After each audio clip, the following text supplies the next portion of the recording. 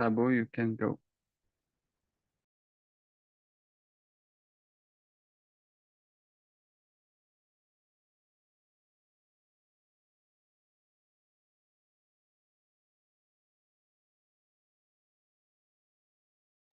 Your mic is not activated. Happy Sabbath, everyone. I feel like it's been forever since at least since I've had opportunity to speak to many of you. But I think we will open with the word of prayer and get into our study for this evening. Let's open with the word of prayer.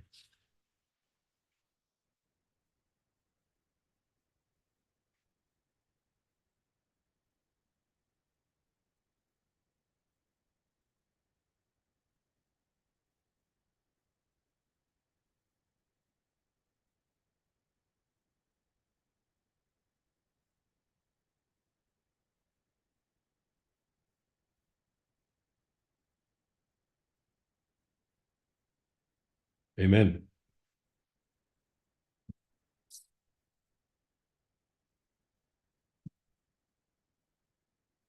Happy Sabbath again. So I was I guess giving thought as to what to share with us today, and I think because I had been looking at it, I sort of settled upon Project 2025, and I think the sorry, give me a sec. Oh, sorry, I've been asked to take my time because of the translation. Fair enough. I've been looking at Project 2025, and I guess it really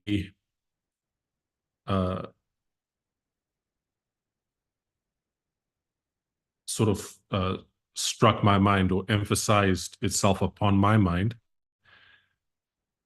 that it's something that we do need to understand.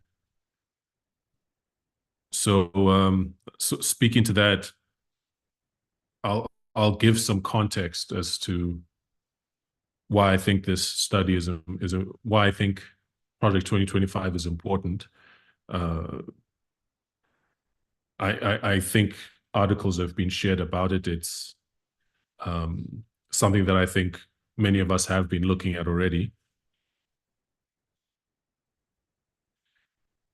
But I don't think it hurts to sort of take a more detailed look at it if maybe you've only looked at it in a sort of cursory fashion.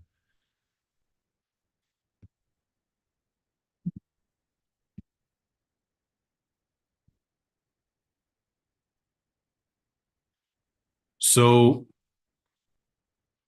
in terms of locating ourselves where we presently stand, I think this is the line of the 144,000. And I've added 2021 here. There's an eye looking forward. Of course, we understand that since 2021, we've been in the agitation of the Sunday law, where we are, slow down. We are, this is the line of 144,000. And I've put 2021 here. And of course, we understand that since 2021, we've been in the agitation of the Sunday law. So you'll see an eye here looking forward from 2021. And it's looking forward to the Sunday law. And when we seek to understand the agitation of the Sunday law, we've understood that it's a period of time where you see the testing issues of the dispensation, the testing issues of that time the testing issue within that reformatory movement, that Sunday law test, is when you see that issue being agitated. And of course, what that agitation looks like, we've seen it in terms of social discourse through the culture wars, the ideas, beliefs, debates people are having. It's clear that gender is the issue. It is gender and patriarchy are the issue that is dividing the world today.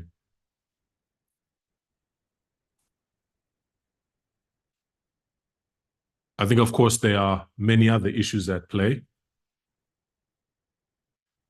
and many other issues that are significant and that are of prophetic significance. But through our prophetic analysis, we zone in on gender specifically.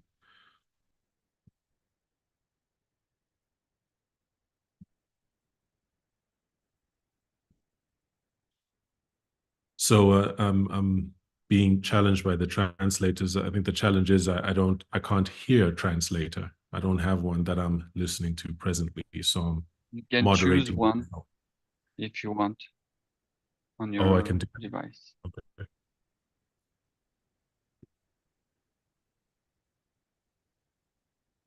Ah,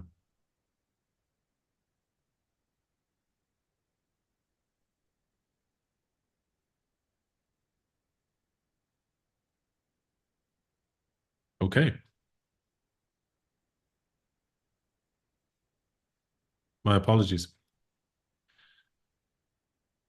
That is better. Okay, so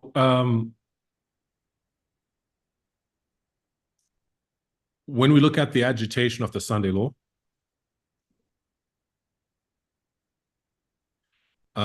we see it in culture, in social discourse, in the issues that people are debating and being divided over. We also see it in terms of policy, because I will make an argument that policy reflects culture.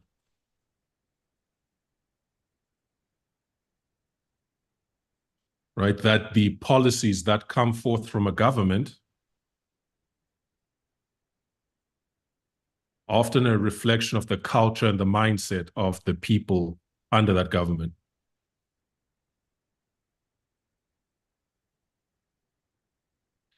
You also see the agitation of the Sunday law in terms of legislation.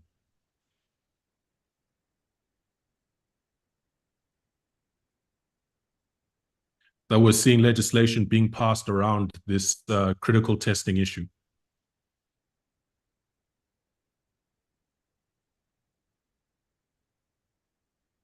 All right, so to speak to that context, I'd like to read Great Controversy, page 442.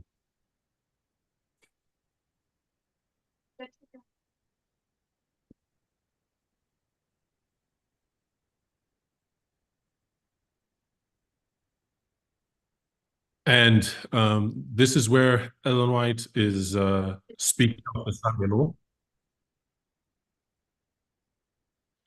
And speaking of it in the context of Revelation 13. We read in Revelation 13 that the lamb-like beast will speak as a dragon.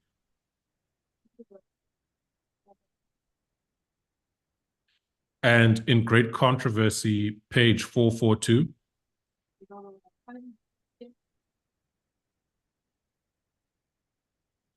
she says the speaking of a nation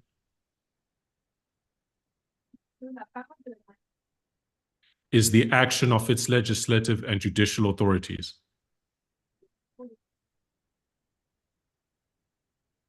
All right, so legislative and judicial authorities are responsible for framing policies and laws.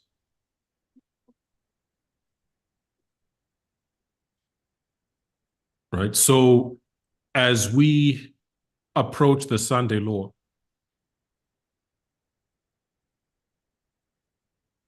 what we should expect to see is increasingly oppressive policies and laws being proposed.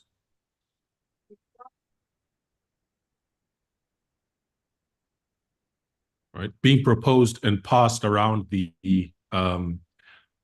issue at the center of the Sunday law in our time.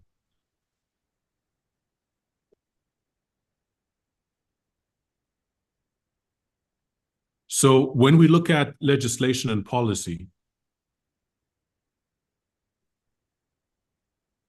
they do not appear in a vacuum. They are driven by and reflective of the culture of the society that frames them.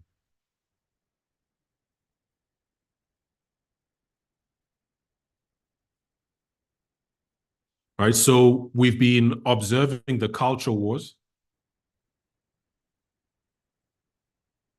in light of Elder Tess's identification that culture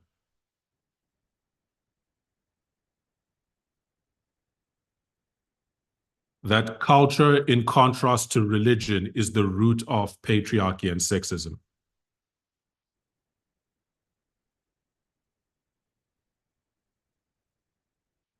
Right, so we see that the radical right is fighting to further impose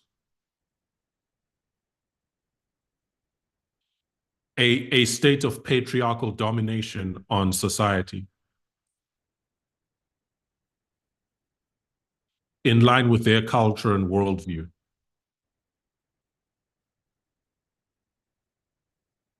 And Project 2025 is a clear statement of the policies through which they seek to achieve that goal.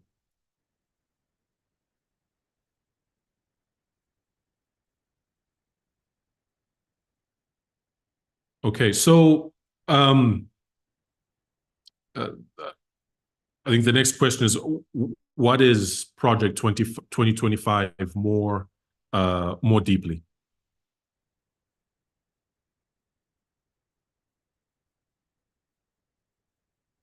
What is Project 2025? It is the effort of a broad coalition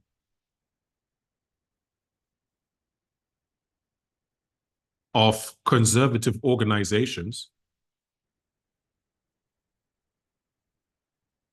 to ensure that the next Republican president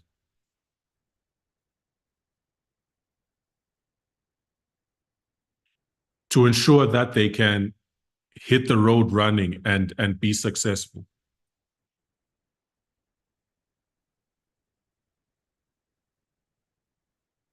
Right, it's an effort to prepare. It's an effort to. It's a roadmap essentially.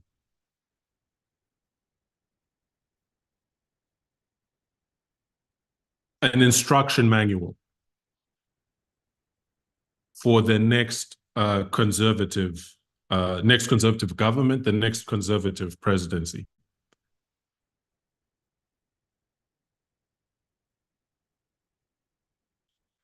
Okay, so this Project 2025 was created by the Heritage Foundation.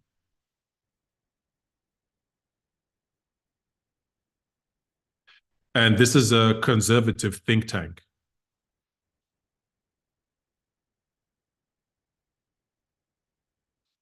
Maybe I'll just put here Heritage Foundation. just to make note of some keywords.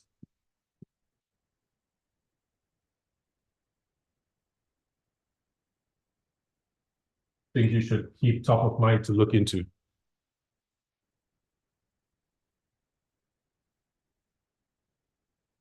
So it's a conservative think tank.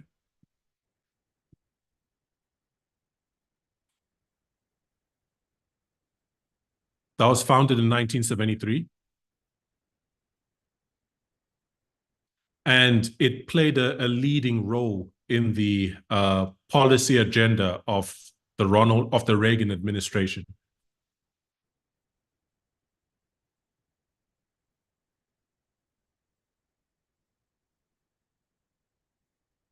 Right. I think I have a quote here that says, when you look at Ronald Reagan's administration,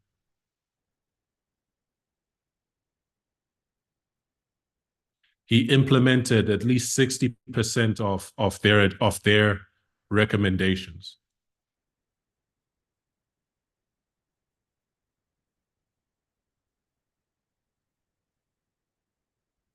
So the Reagan administration, which is I guess, an important administration for the conservatives,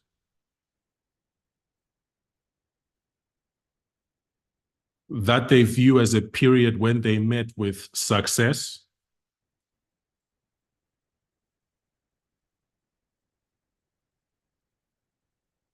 where they were able to turn the country in their, or rather, yeah, where they were able to shift the country in their favor.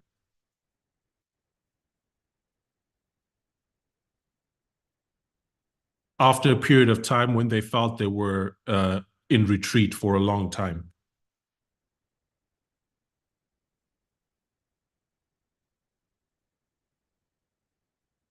Right. And so the Heritage Foundation,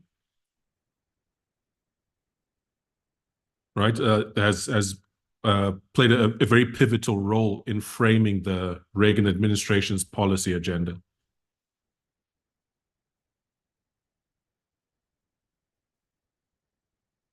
And Donald Trump was the same.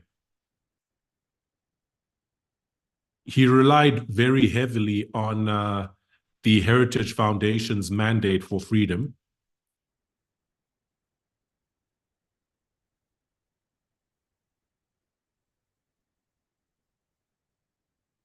And the mandate for freedom is this policy document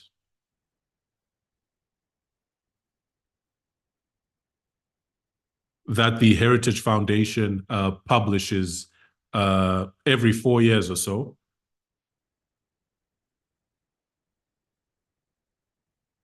In preparation for the next elections.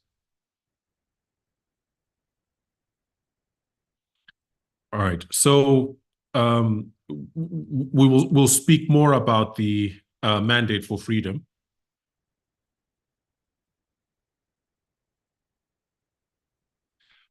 But when you look at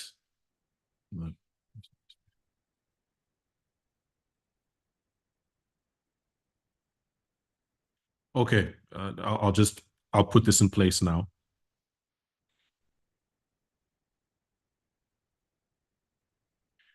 So when you look at Project 2025, it paves the way for an effective conservative administration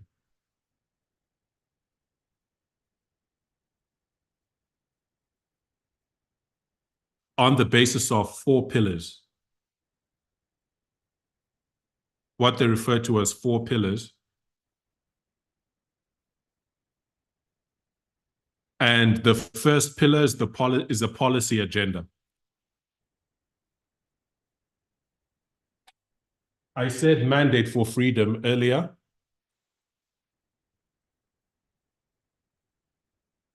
It's actually mandate for leadership.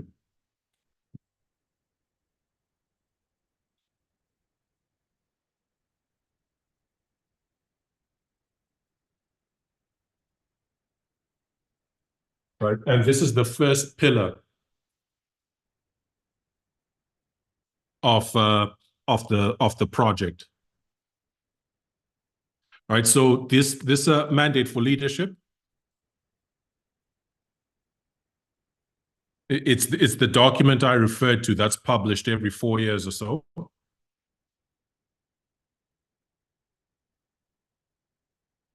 In preparation for the elections. And the first one was released in 1981. Right, in support of the Reagan administration. And I'm reading from the Wikipedia entry discussing the mandate for leadership.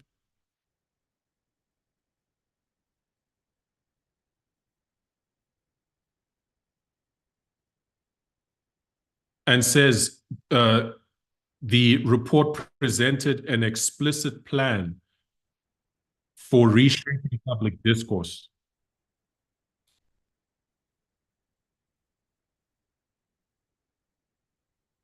An explicit plan for reshaping public discourse on civil rights issues.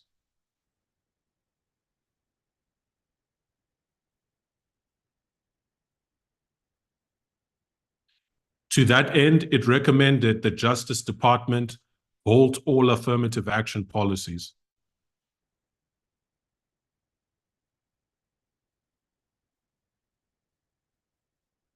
All right, so this is speaking to some of the priorities that you will see presented again and again in the mandate for leadership.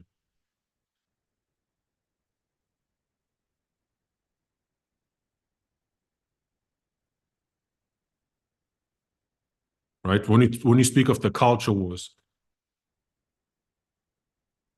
an opposition to civil rights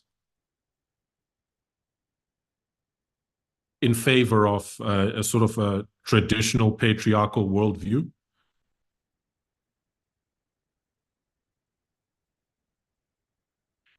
Right, but I'll speak more about that. But I'll share the second pillar of Project 2025.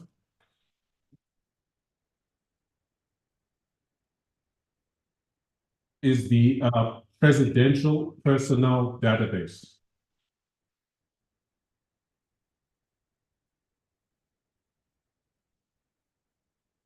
The presidential personnel database.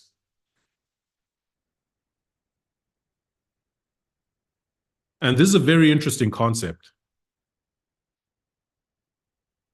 It's like a LinkedIn. All right, LinkedIn, the social media network for professionals. Right, this personnel database allows people to create a profile,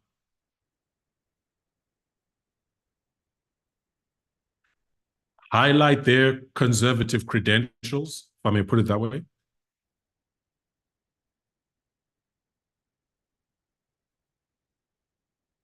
And this database is the pool from which the next conservative administration will draw from.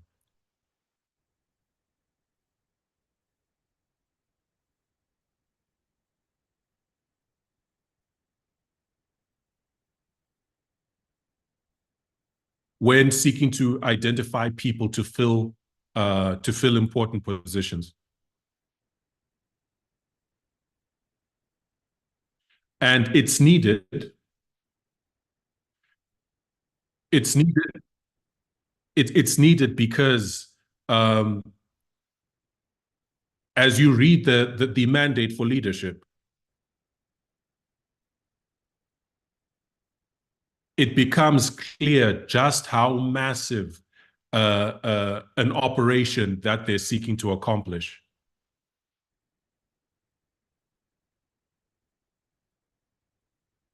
In terms of large-scale firings.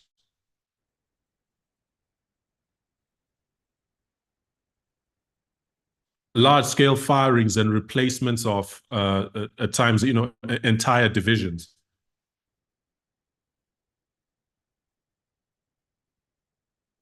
Entire bureaus, entire offices,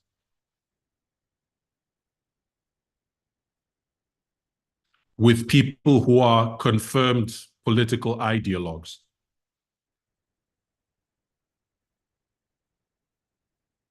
Right? The size of the operation that they want to undertake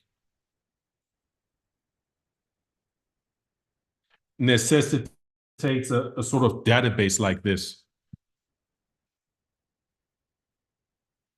Okay, and the third pillar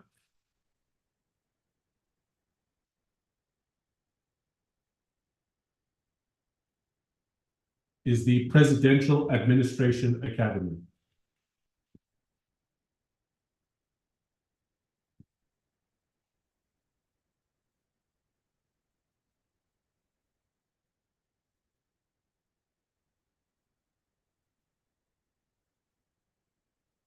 A Presidential Administration Academy. And what this is,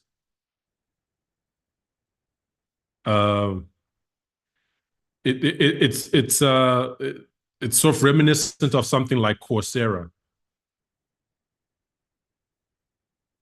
or LinkedIn Learning. These platforms where you engage in, you take courses and so on online.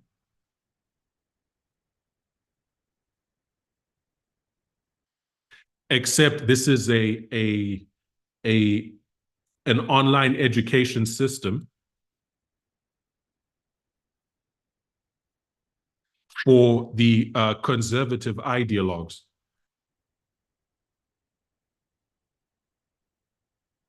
Right? That would be candidates for roles in the next administration.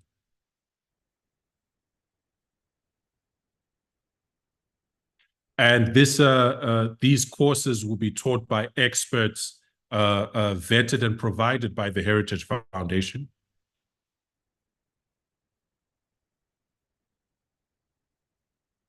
To educate them on what exactly they expect from senior leadership in the next conservative administration.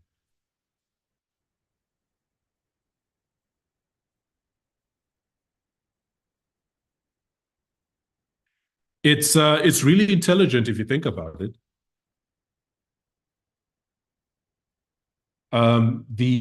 They are planning a massive overhaul of the massive personnel overhaul of the departments of the government.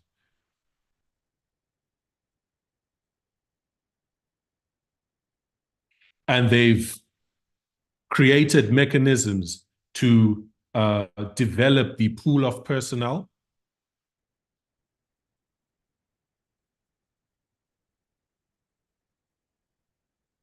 that's the database.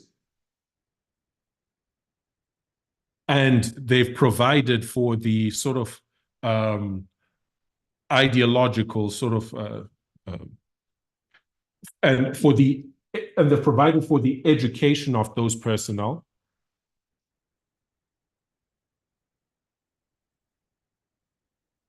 to make sure that they're all on the same page when they go into office.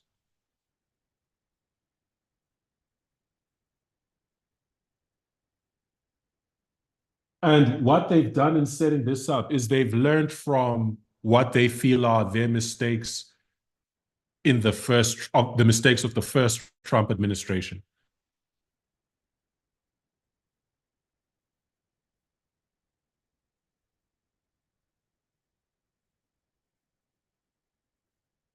And this is stated in a paragraph that I'll read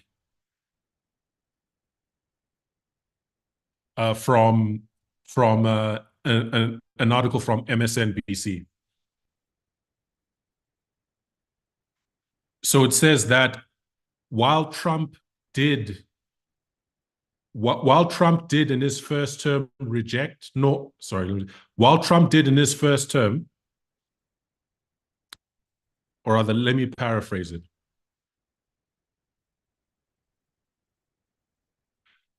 Trump rejected norms of constraining executive power.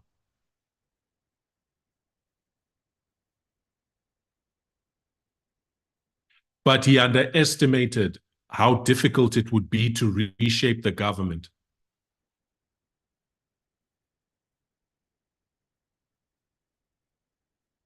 Right? He was constantly confronted at every turn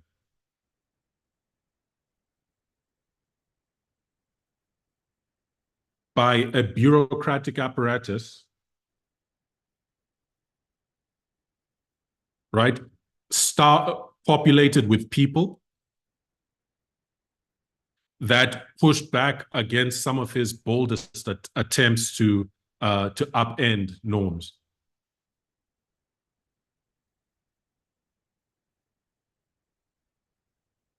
You may recall that he wasn't even really prepared with a solid transition team when he started.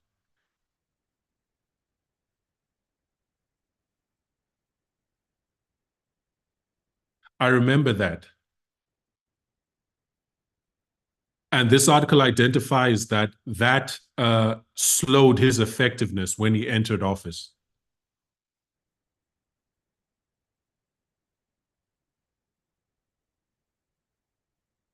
Lawyers at the Department of Homeland Security really pushed back against his first attempts to institute the Muslim ban.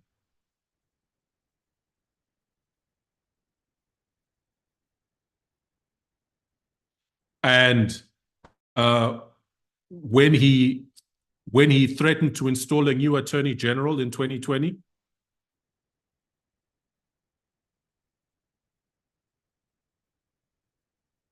to assist him in his attempt to overturn the election,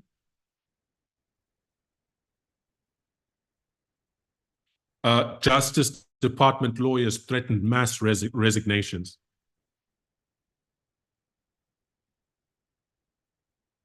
And that discouraged him. Right? When Trump called for the shooting of protesters,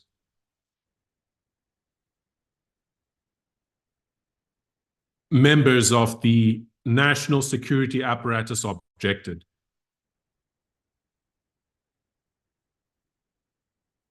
So you have this development where Trump was hamstrung every step along the way.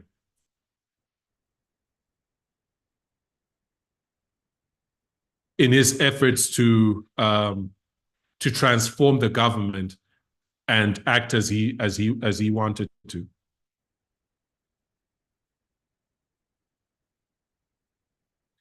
So what they've done in Project 2025 through these pillars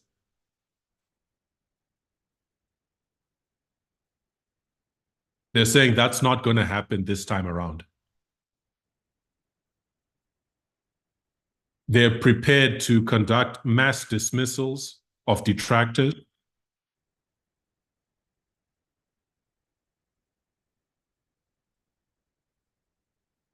And they have the personnel ready to replace them. All right, so when we look at the fourth and final pillar, this is the playbook for the first 180 days.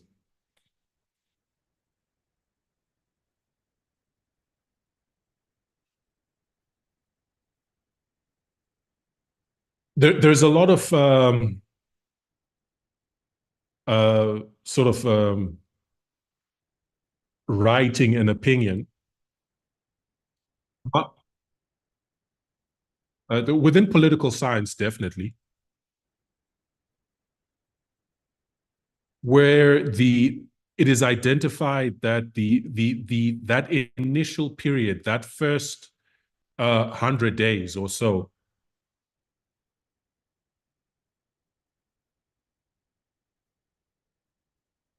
can be very crucial in sort of establishing the tone for the rest of the presidency.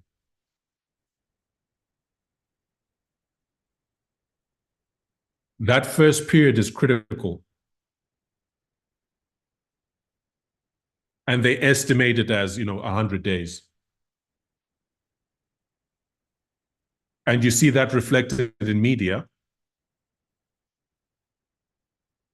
where when a new president is inaugurated, what follows is analysis couched around their first 100 days, what they accomplished in their first 100 days.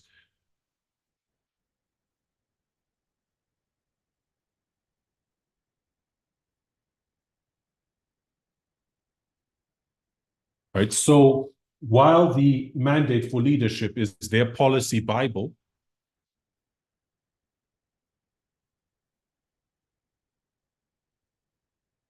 right, the playbook is a more concise and detailed action plan.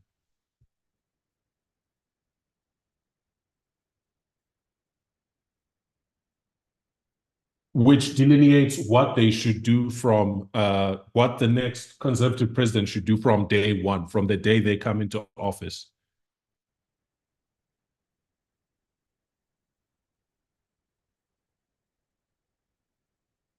So what's really what's apparent is that they are frightfully prepared.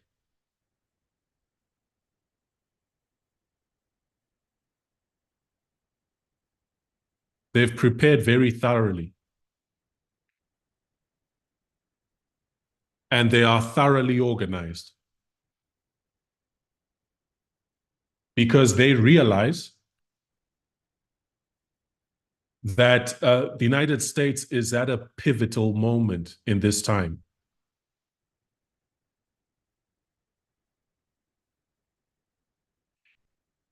They have the sense that the future of that the soul of, how should I put it, the future of conservatism hangs in the balance.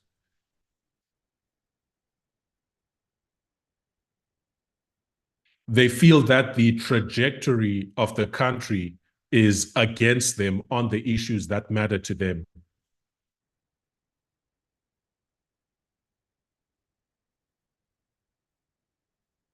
But the next conservative presidency could be pivotal in essentially allowing them to transform the country for generations to come.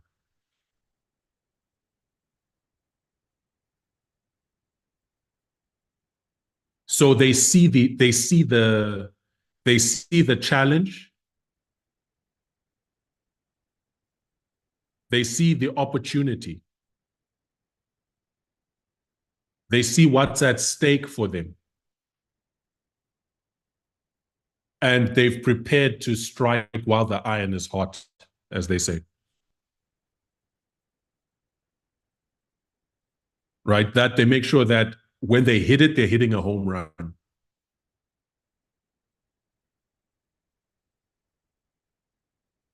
So they are frightfully prepared. And when you look at how extensive their preparations have been,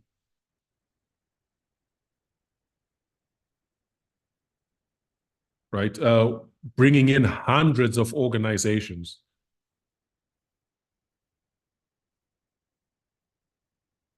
to frame this project, this roadmap.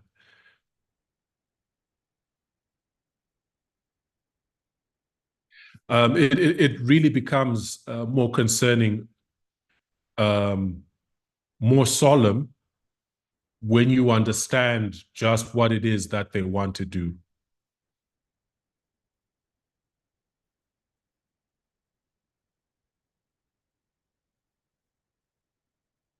Right? It's evident that if they win,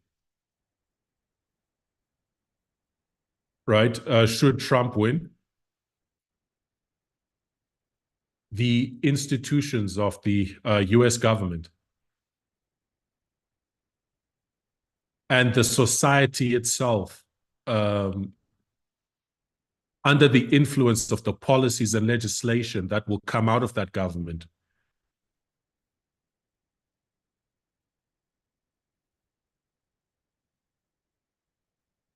will change very quickly and irrevocably.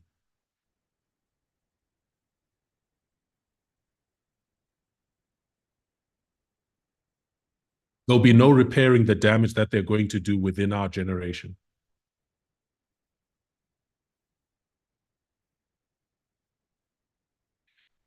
So the rest of our time, both today and tomorrow, will be spent looking at the mandate for leadership.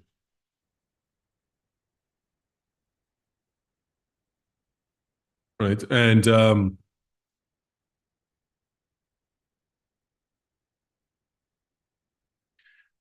I'll begin with its introduction.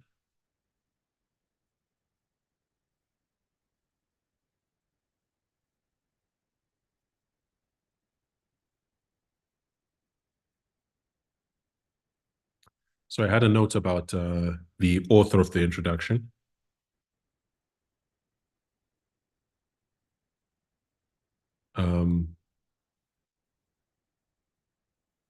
His name's escaping me, but he's the introduction is authored by the president of the Heritage Foundation.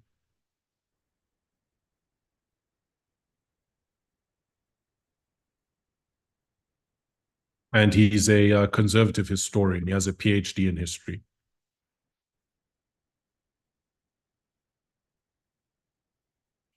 So in the introduction is very good to read because it lays out their worldview. It lays out their worldview and what they seek to accomplish. Right. Lays out their worldview, their principles, and what they seek to accomplish in broad terms.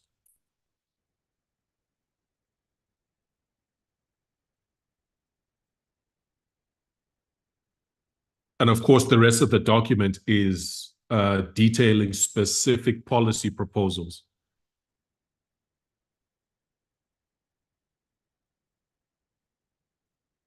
For every department of the government. So the document is over 600 pages long.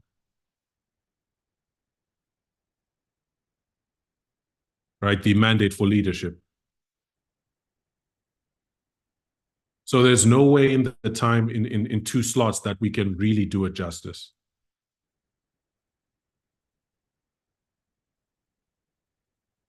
Because the scope of issues it touches on is very broad.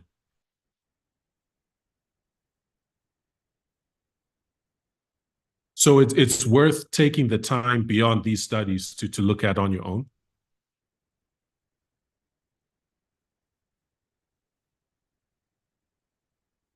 But I've taken, I've selected a few issues to highlight. A few departments of the government and the policy and the proposals for those departments.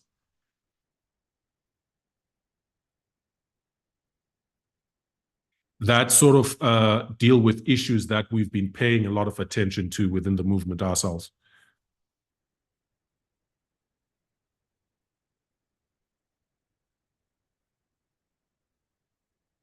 All right. But so coming to the beginning of the document,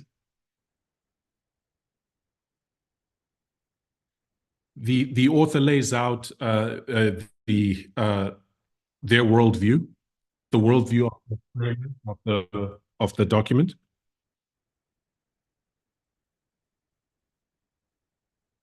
So this is their thinking. So they say 40 years ago. So they're looking back 40 years. That would take you to the 1980s, like 1984 about. They say the United States and the conservative movement were in dire straits.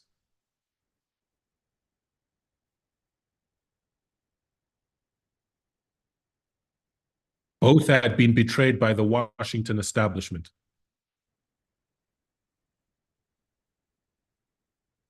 And were uncertain whom to trust. Both were internally divided and strategically adrift.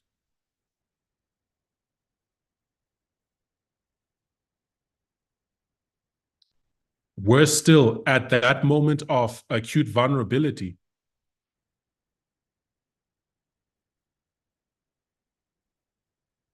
we found ourselves besieged by existential adversaries, both foreign and domestic.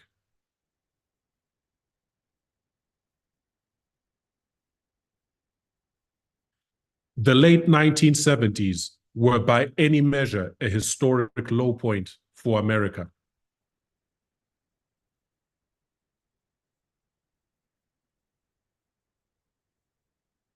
A low point for America and the a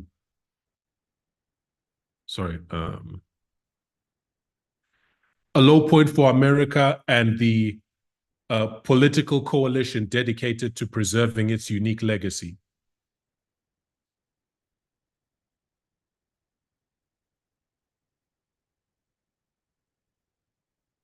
Right, so they are looking back.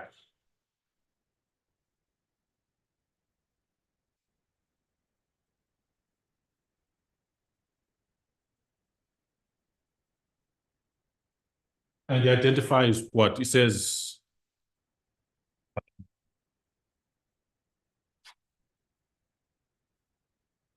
all right, so standing in 2024.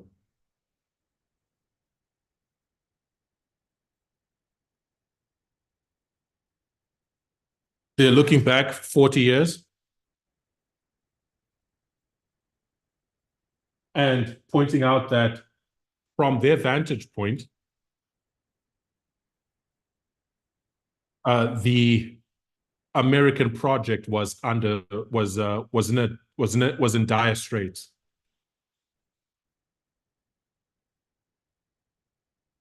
Right, they highlight both domestic and foreign policy issues.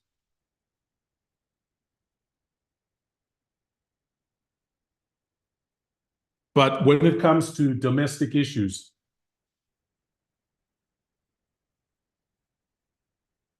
they highlight a sort of a sort of a moral decay, if I may put it that way.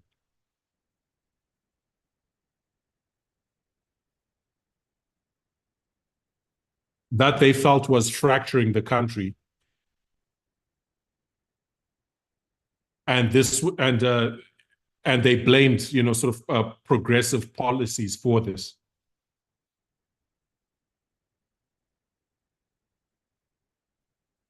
So they're looking back and are seeing that basically their project is in trouble. They've been losing.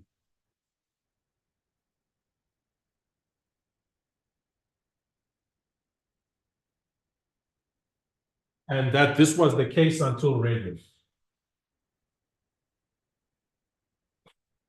And Reagan comes along in 1981.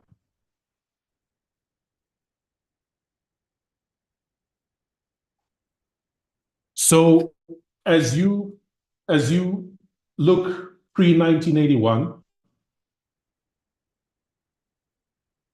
and seek to understand what was going on that had them feeling that they were in retreat with regards to, I guess, the determining what the soul of the nation looked like.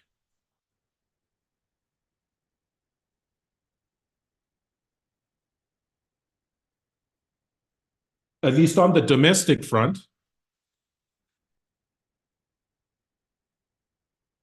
there are things happening that, from a progressive worldview,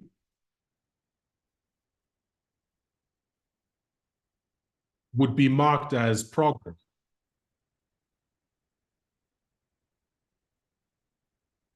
right? Of course, you had Roe v. Wade.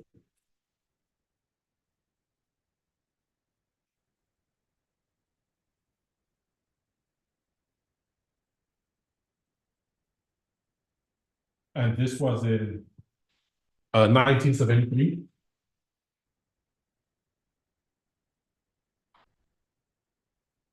Of which this document, highlights the, the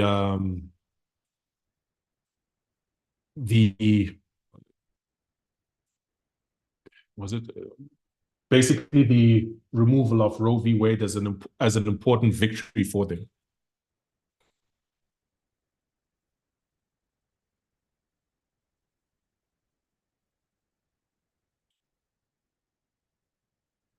And before 1973, you have Stonewall in 1969.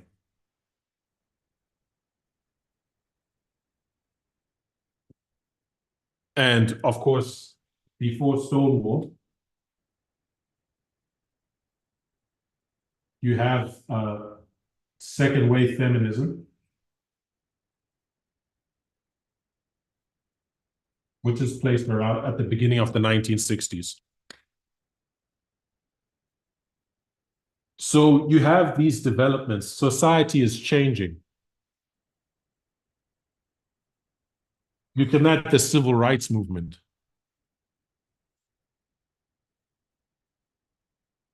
And of course, we've covered at length about how how they felt about the civil rights movement.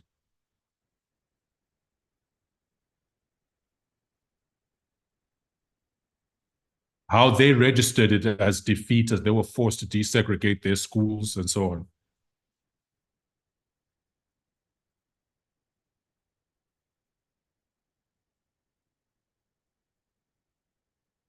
So you have all these developments, leaving them feeling like, that, listen, we're in retreat. We're losing.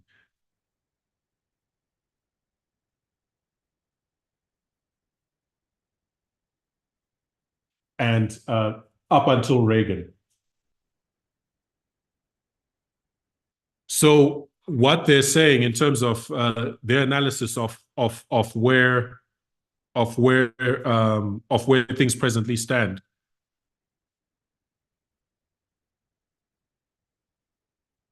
is that we presently stand now in 2024/2025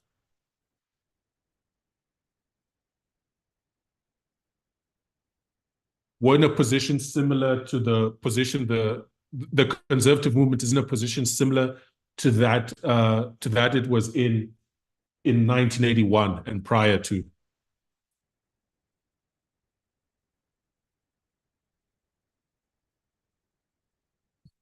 Domestically, they look at things, they use this expression, the great awakening.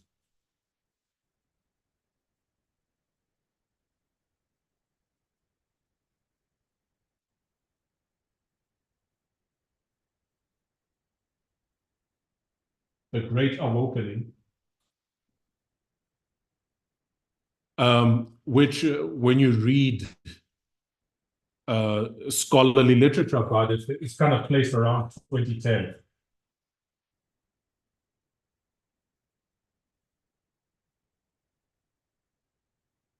I think a lot of them say 2014, which is, of course, prophetically significant for us. But, they said it really began in 2010 and maybe was really firmly established by 2014 as an identifiable development, right? Identifiable. Yeah.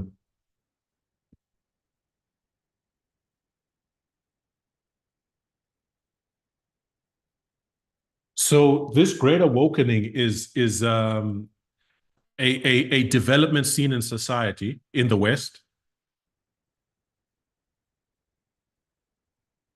where you see a sharp increase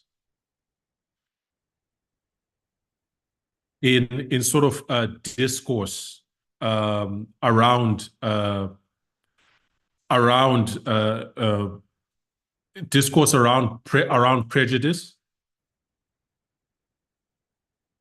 around sexism, racism, homophobia, Islamophobia, mostly in the West, United States and the United Kingdom.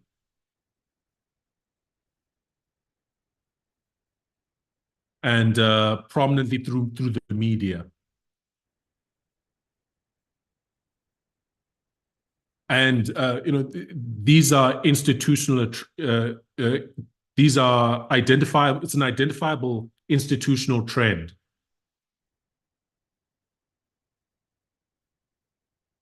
that they've been able to measure. That definitely, in 2014, or in a few years preceding 2014, you see a development.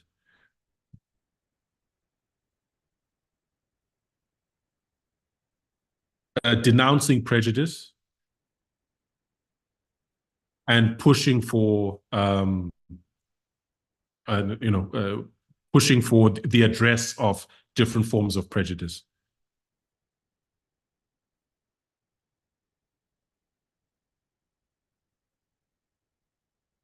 So this is their worldview. That basically they've been in trouble for some time. Certainly longer than 2010, right? I just think it's important that I just think it's interesting that they highlight that point, that 2014 time period.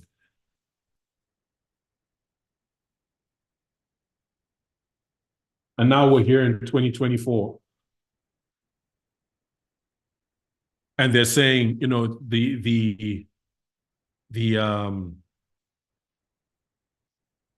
we're at as critical an inflection point as we were just before Reagan.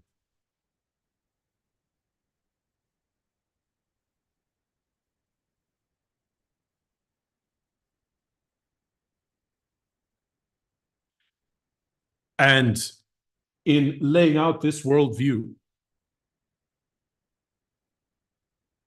they proceed to highlight the four broad goals that they want to accomplish in this important time of opportunity for them. All right, and these goals, we'll cover them briefly.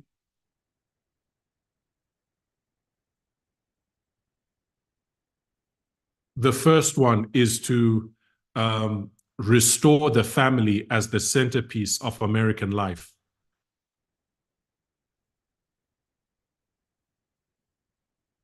And protect children. The second is to dismantle the administrative state and return self-governance to the American people. Right, so the first one is expressing their sort of priorities in the culture wars.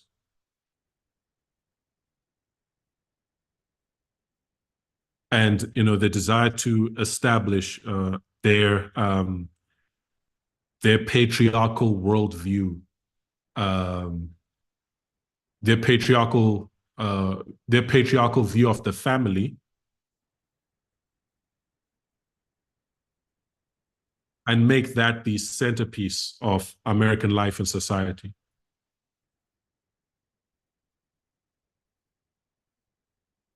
The second is expressing their commitment to small government.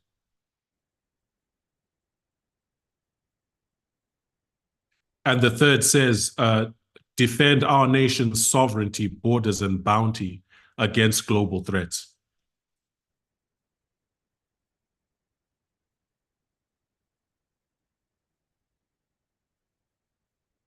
And this is encompassing a lot of their foreign policy goals.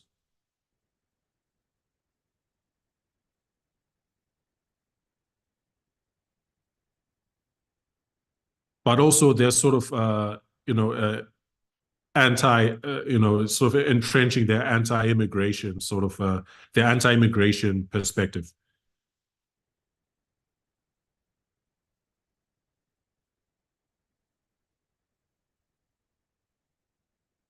And the fourth rather, it says it's to secure our God-given individual rights,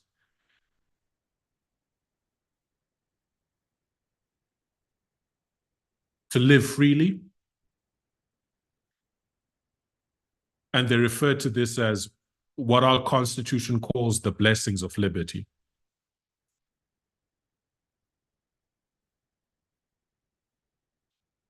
So in the introduction, they proceed to elaborate on these goals.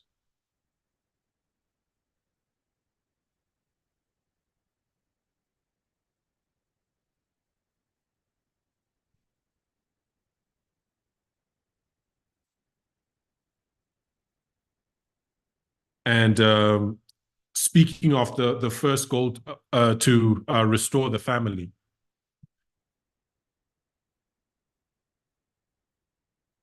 I have a paragraph taken from page 5.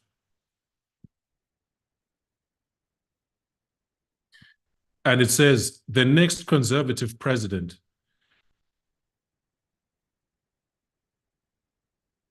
must make the institutions of American civil society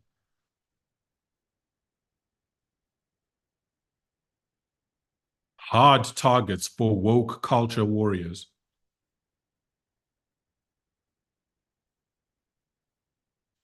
This starts with deleting the terms sexual orientation and gender identity.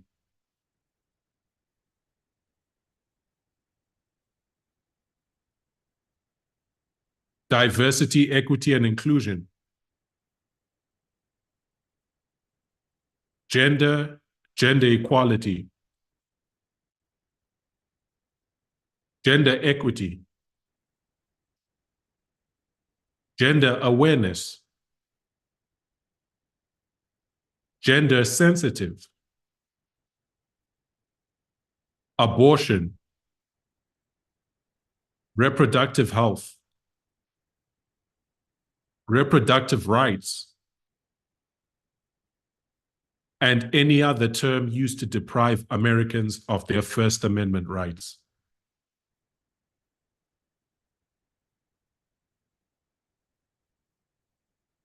Delete these out of every federal rule, agency regulation,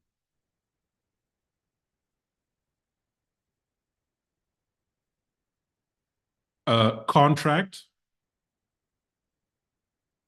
grant regulation, and piece of legislation that exists. So they want to do away with diversity, equity, and inclusion.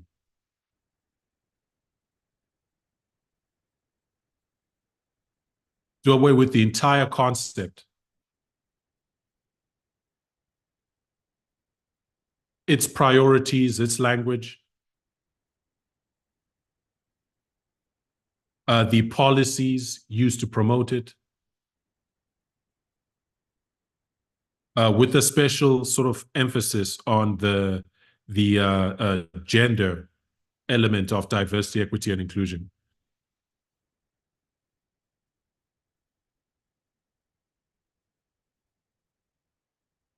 Just wipe it out from the operations of government entirely.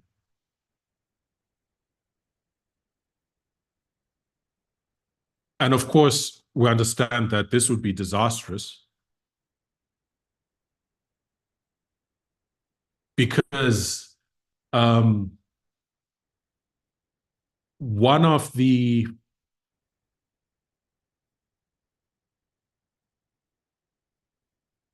patriarchy is difficult, if not impossible, to address.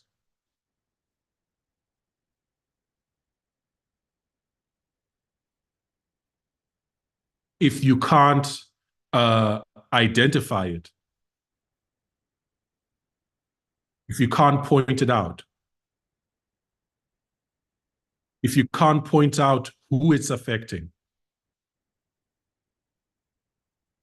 and the specific ways in which it is affecting those people.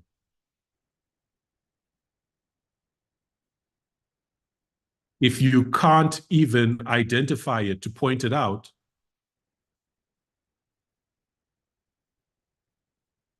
then you can't frame the necessary policies to address it.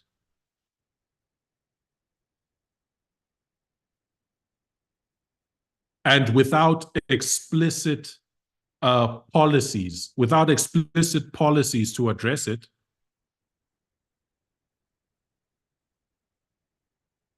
it's impossible to solve the problem. Right? Because patriarchy is enforced at the policy level.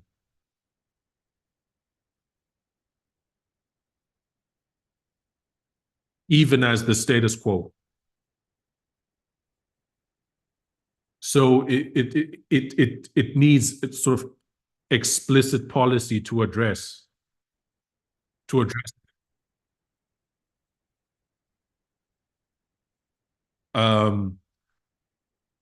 But if you're going to remove DI entirely,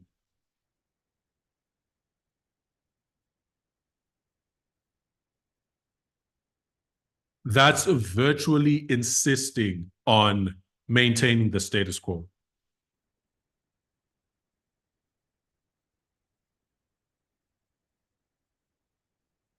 It's insisting on removing everything that would disturb the status quo.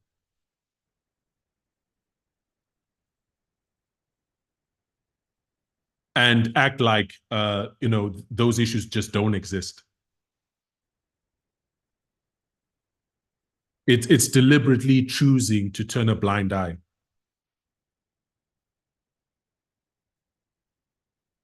To issues pertaining to how women are affected, how minorities are affected, and so on.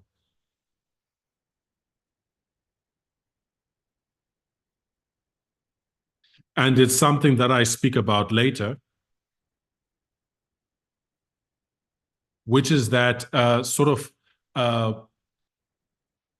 blind policies like what they propose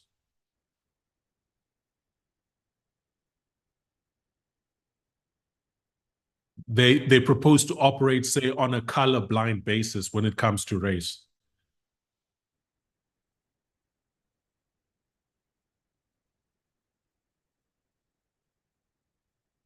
And they try to make it sound virtuous, like we don't see color.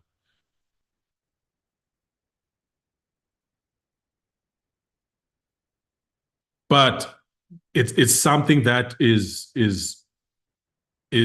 can be clearly demonstrated, is evidenced, that unless you are specifically considering minorities and other vulnerable groups in your analysis and policy framing,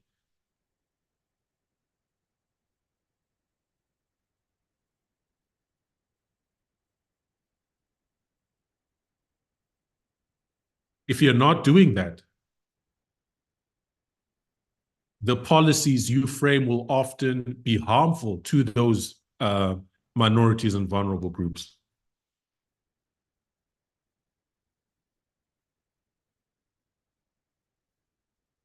Even if that was not the framer's intent. If you fail to consider that, to consider them in your analysis and framing, you'll cut,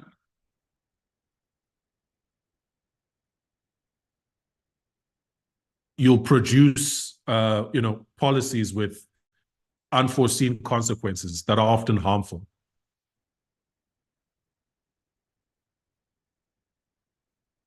Sometimes foreseen consequences, right? But that we can ignore.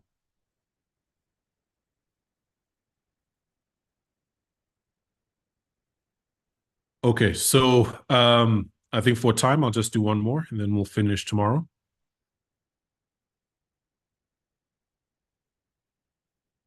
Uh, the next paragraph that they, from the introduction, the next point that they highlight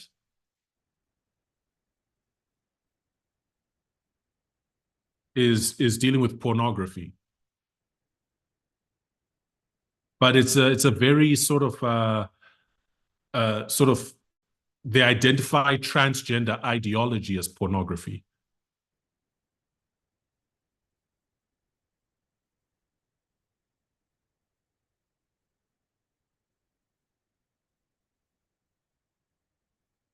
And state that pornography, which in their worldview includes what they call transgender ideology,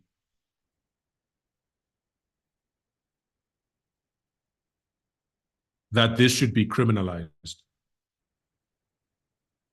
as in positively outlawed.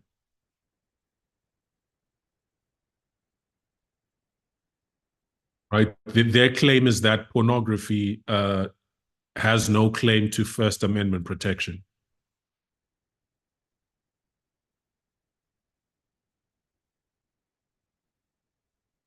And that the people who distribute it should be imprisoned.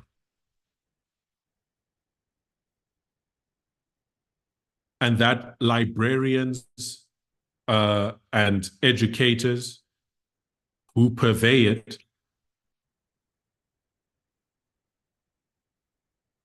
should be classed as sex offenders.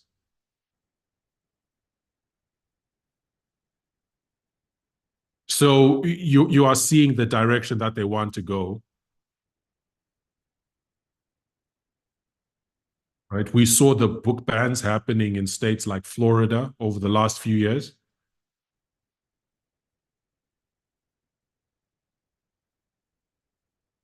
That anything that is even educational on issues of sexuality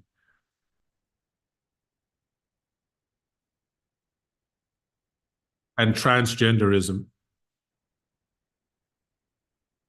that these books have been being banned and identified, yes, as pornography, as being pornographic. Right? And in the introduction here, they're stating their priority to want to see uh, harsher penalties for those who they identify as promoting this ideology.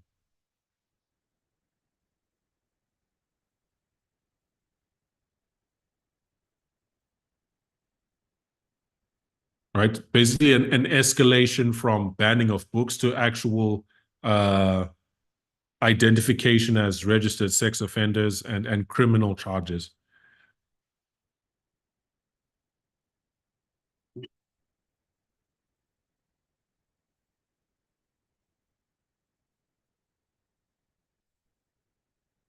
Okay, and I think all right. So in the next paragraph,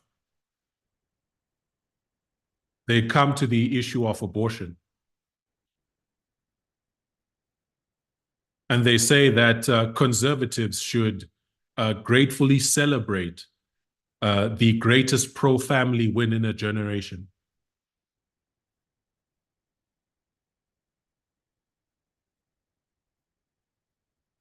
Which is the overturning of Roe v. Wade. But the Dobbs decision that overturned Roe v. Wade,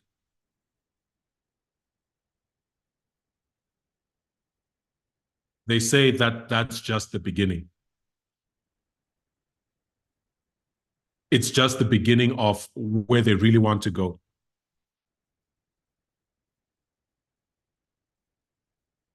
Right? So they're saying they should push as hard as possible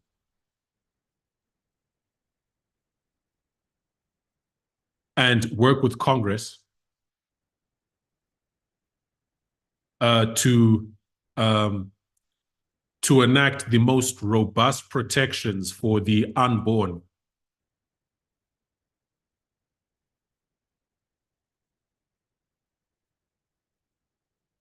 while studying to deploy their existing federal powers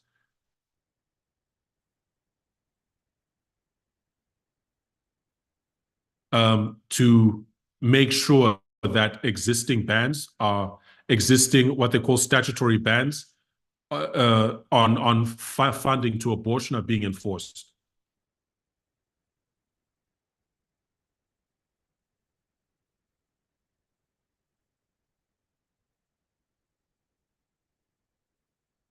Right, they want to extend the bans on abortion,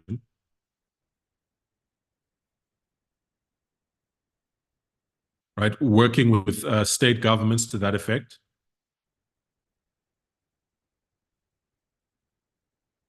And employing and deploying their existing federal powers to ensure vigorous compliance with these statutory bans.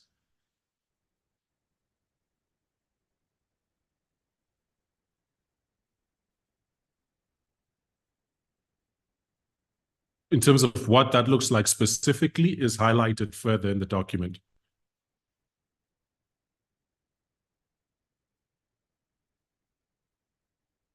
But the challenge is, of course, this is draconian and it's very harmful.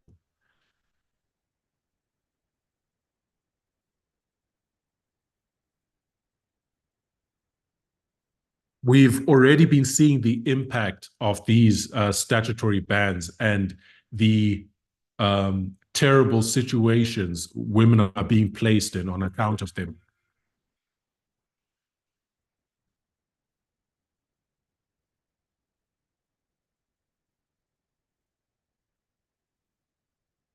So, it almost seems like a mitigation on their part, like a something that they're saying to so they don't look as bad.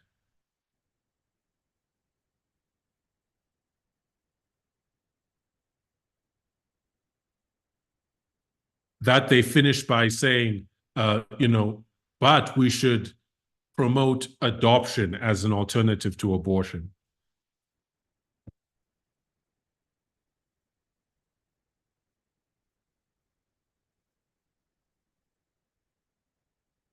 But of course, adoption is no real solution. It's no real solution to, many of the situations that would lead a woman to seek abortion.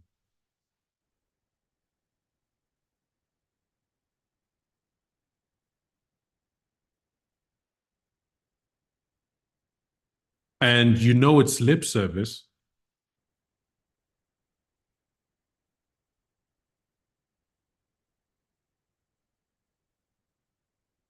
because when you look at the present state of the foster care system in the United States,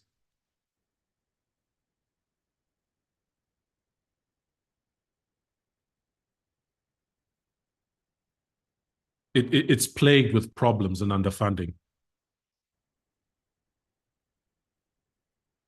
So they're not putting their money where their mouth is now.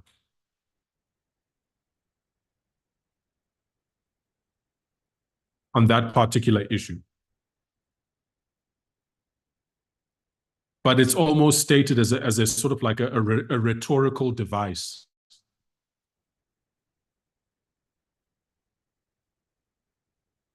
When they present their draconian views on birth control.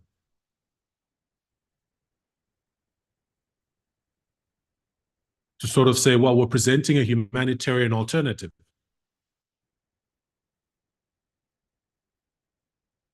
which is no real solution.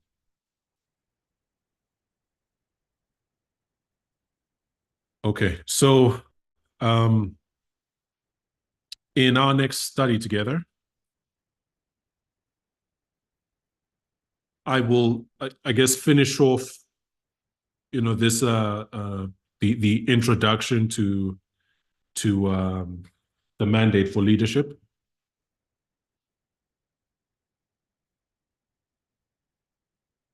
right? And then go into some of the more specific policy proposals that they are setting forth.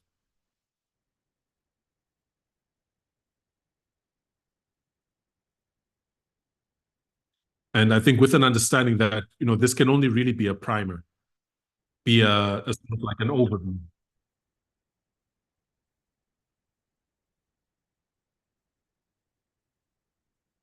And not even an overview, just a snippet of select portions of it.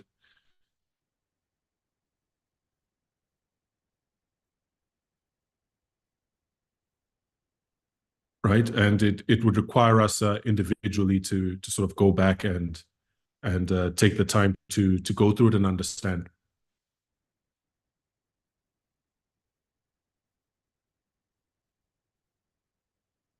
Because I think definitely in light of the Sunday law that we're approaching,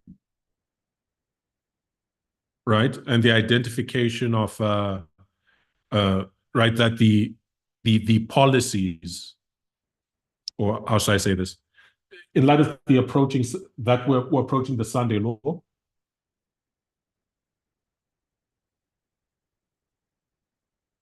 and that the Sunday law is, and that the speaking of a nation is the action of the legislative and judicial authorities.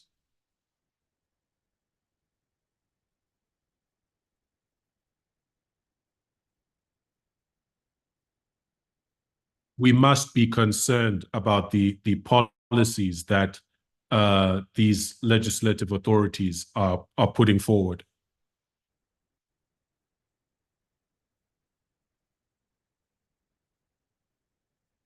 Or rather would potentially put forward if they win.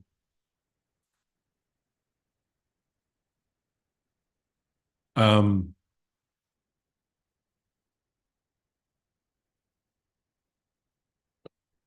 okay, yeah. All right. So I think that we will close on that note, and then we will pick up again tomorrow morning.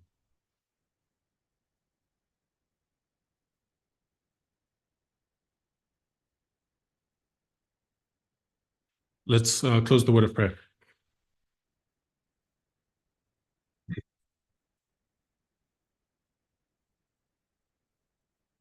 Lord in heaven, we thank you for your word. We thank you for the midnight cry. We thank you that you've given us the tools to understand where we stand.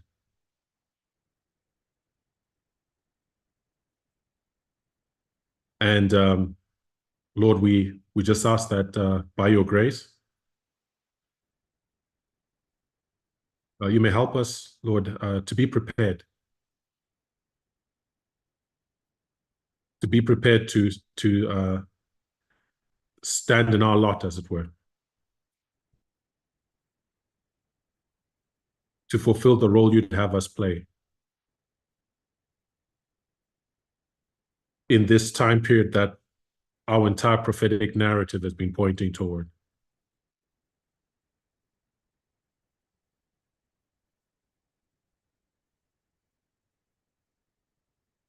May you please bless all the messages that will be shared over this weekend. For we ask it in Jesus' name. Amen.